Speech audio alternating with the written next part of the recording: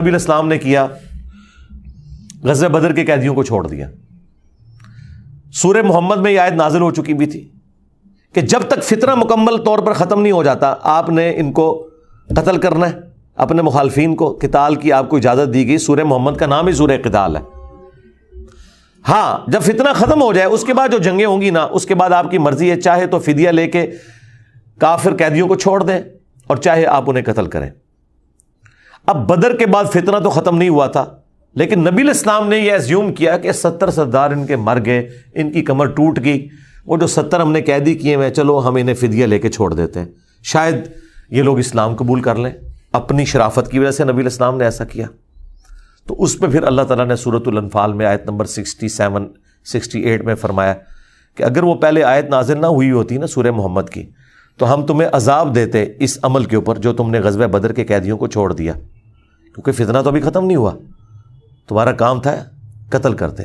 اور حضرت عمر کا مشورہ بھی یہی تھا بخاری مسلم میں، لیکن نبی علیہ السلام اور حضرت ابوبکر اپنی شفقت کی وجہ سے انہوں نے یہ پلی لی کہ وہ آیت میں آیا نا کہ فتنہ جب ختم ہو جائے تو پھر تمہاری مرضی ہے، تو ہم یہ زیوم کرتے ہیں کہ فتنہ ختم ہو گیا۔ یہ بدنیتی کی وجہ سے نہیں تھا، واقعی انہوں نے یہ زیوم کیا تھا، لیکن وہ کس قسم کے ناہنجار لوگ تھے۔ حضرت عمر رضی اللہ تعالیٰ عنہ نے یہ کنکلوڈ کیا کہ نہیں یہ اس قابل ہیں، یہ قتل ہونے چاہیے۔ بہرحال وہ اجتہادی خطا اللہ تعالیٰ نے معاف کی۔ اس طرح باقی انبیاء کرام کے بارے میں حضرت آدم علیہ السلام کی غلطی کا ذکر ہے، موسیٰ علیہ السلام سے بندہ مر گیا تھا، نوح علیہ السلام نے اپنے کافر بیٹے کے لیے دعا کر دی تھی، حالانکہ آج ایک مسلمان عام مسلمان کو بھی پتہ ہے کہ کافر کی مغفرت نہیں ہو سکتی، تو نوح علیہ السلام کو کیا نہیں پتہ تھا؟ بس وہ وقتی طور پر ایک سمجھ لیں ایک باپ کی حیثیت سے ان کا دل پسیج گیا، انہوں نے کہا یا اللہ تو نے وعدہ کیا تھا مجھ سے کہ تو مجھے اور میرے گھر والوں کو بچائے گا، تو میرا بیٹا بھی تو میرے گھر والا تھا۔ تو اللہ تعالیٰ نے فرمایا کہ اس چیز کا سوال نہ کر جس کے بارے میں تجھے علم نہیں ہے۔ بڑا کریٹیکل جملہ تھا، اس میں مسئلہ تقدیر بھی چھپا ہوا ہے۔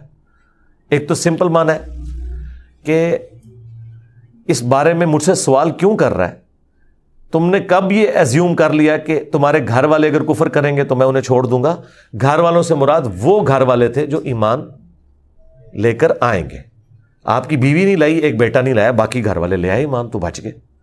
اور دوسرا یہ جو جملہ تھا نا کہ اس چیز کا سوال نہ کر جس کے بارے میں تجھے علم نہیں، سورہ ہود میں آیت نمبر 46 میں، اور اے نوح جاہلوں میں شمار نہ ہو، یہ بڑا سخت جملہ ہے۔ یہ مسئلہ تقدیر کی طرف اشارہ ہے کہ تجھے نہیں پتا کہ میری تقدیر میں یہ لکھا ہے کہ یہ نبی کا بیٹا ہونے کے باوجود بھی اللہ کے علم میں یہ جہنمی ہے۔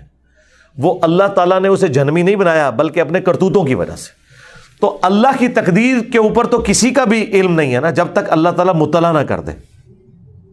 یہ بہت کریٹیکل ایشو ہے، اس لیے میں نے الگ سے ایک ویڈیو اس پہ ریکارڈ کروائی ہے، عصمت انبیاء کا عقیدہ، اس کا ٹائٹل ہے انبیاء گناہ نہیں کرتے۔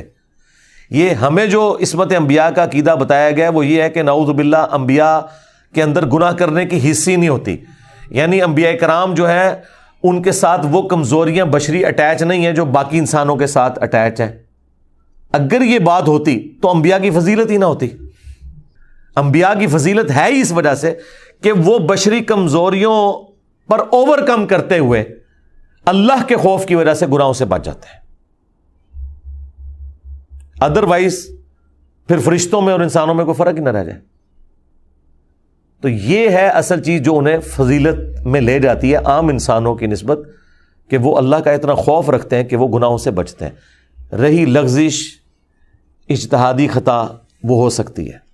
تو میں نے وہ انبیاء گناہ نہیں کرتے اس میں تفصیل کے ساتھ واقعات مختلف قرآن سے بیان کیے ہیں۔ سورہ یوسف میں ہے کہ اس عورت نے یوسف کا قصد کیا، یوسف بھی عورت کا قصد کر لیتا اگر اپنے رب کی برہان نہ دیکھتا۔ اب اندازہ کریں، اللہ تعالیٰ فرما رہا ہے کہ یوسف علیہ السلام بھی اس برائی میں پڑ جاتے اگر اللہ تعالیٰ انہیں ایک خاص نشانی نہ دکھاتا۔ وہ قرآن میں تو رپورٹ نہیں ہوئی، اسرائیلی روایتوں میں آتا ہے کہ اللہ تعالیٰ نے اس وقت حضرت یوسف علیہ السلام کو اپنے والد کی شبیہ دکھا دی تھی، حضرت یعقوب علیہ السلام کی، اور وہ انگلی سے یوں اشارہ کر رہے تھے کہ یہ کام نہیں کرنا تم نے۔ یا اس وقت شیطان بھیانک شکل میں انہیں نظر آ گیا کہ یہ شیطان مجھ سے برائی کا کام کروانے لگا ہے۔ بہرحال کوئی نشانی اللہ نے دکھائی ہے، قرآن میں ہے، اور اس کی وجہ سے وہ برائی سے بچے ہیں۔ اس کا مطلب ہے کہ ان میں مادہ موجود تھا لیکن اللہ نے انہیں بچایا ایک نشانی کے ذریعے. تو انبیاء کی اللہ تعالیٰ حفاظت کر لیتا ہے.